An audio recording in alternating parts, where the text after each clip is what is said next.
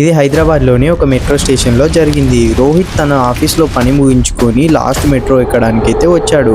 తను మెట్రో స్టేషన్కి వచ్చిన తర్వాత ఒక లాస్ట్ మెట్రో ట్రైన్ అయితే ఎక్కాడు. తను ఒక మధ్య బోగిలో అయితే కూర్చున్నాడు. అంతటితో ఆ మెట్రో చిన్నగా కదులుతూ వెళ్ళింది. 2 స్టేషన్లు అయితే దాటి వెళ్ళిన తర్వాత ఒక తెల్ల చీర కట్టుకున్న మహిళ తర్వాతి స్టేషన్లో ఎక్కింది.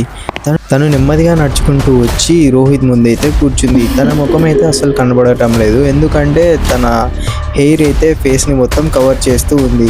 ప్రతి స్టేషన్ దగ్గర ఆ మెట్రో అయితే ఆగుతుంది. ప్యాసింజర్స్ ఎక్కుతున్నారు, దిగుతున్నారు, కానీ ఆ మహిళ మాత్రం ఎటు కదలడం లేదు. అంతటితో రోహిత్కి చాలా డౌట్ వచ్చేసి తన కాళ్ళ వైపు అయితే చూశాడు. ఆ మహిళ కాళ్ళు నేలకైతే అస్సలు ఆనడం లేదు, చాలా పైకి అయితే ఉన్నాయి. దాంతో రోహిత్కి చాలా భయం వేసి నెక్స్ట్ స్టేషన్లో దిగుదామని అయితే అనుకున్నాడు.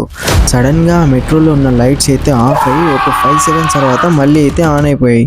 దాంతో ఆ మహిళ అయితే కనిపించలేదు. అందుకు తను అటు సైడ్ ఇటు సైడ్ చూసిన తర్వాత వెనక్కి తిరిగి చూస్తే ఆ మహిళ వెనుక కూర్చొని నవ్వుతుంది.